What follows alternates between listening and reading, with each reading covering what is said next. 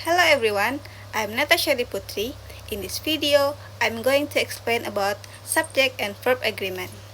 This topic is very important in English grammar because it helps us make correct and clear sentences.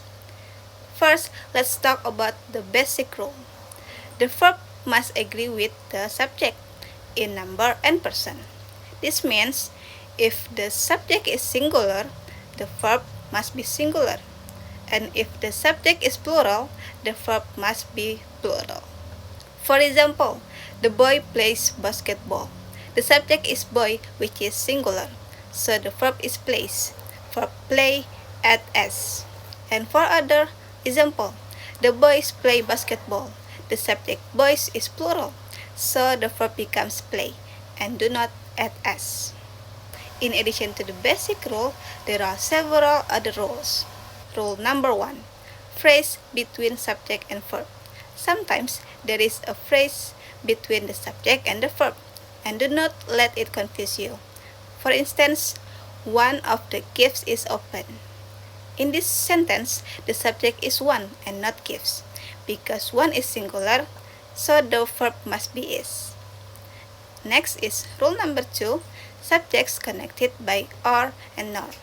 If the subjects are connected by or, nor, either or, neither nor, the verb follows the subject closest to the verb.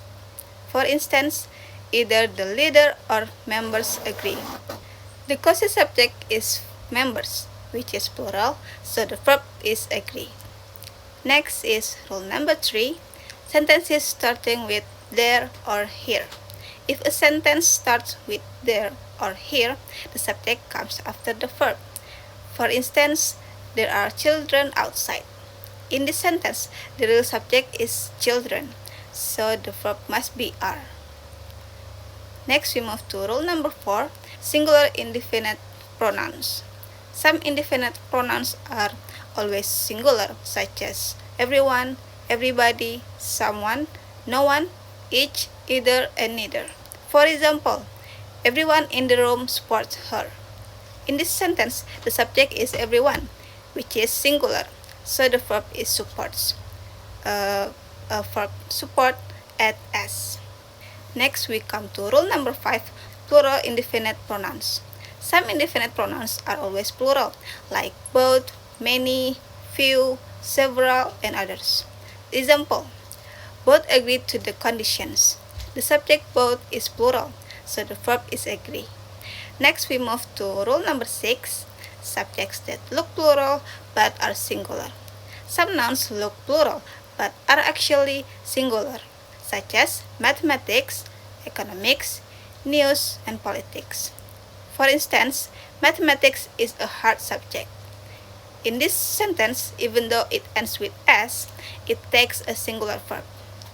And last but not least, we move to rule number 7, nouns that come in pairs. Nouns like trousers, scissors, glasses, and shirts are always plural because they come in pairs. For example, the trousers fit an average teenager. In this sentence, the verb is fit, not fits, because the trousers is plural, so the verb is plural, which is fit. So, to conclude this material, always identify the real subject, then match it with the correct verb. Understanding this topic about subject and verb agreement will help us to write and speak English more accurately. So that's all from me. Thank you for your attention, and I apologize if there are any mistakes. See you in the next video. Goodbye.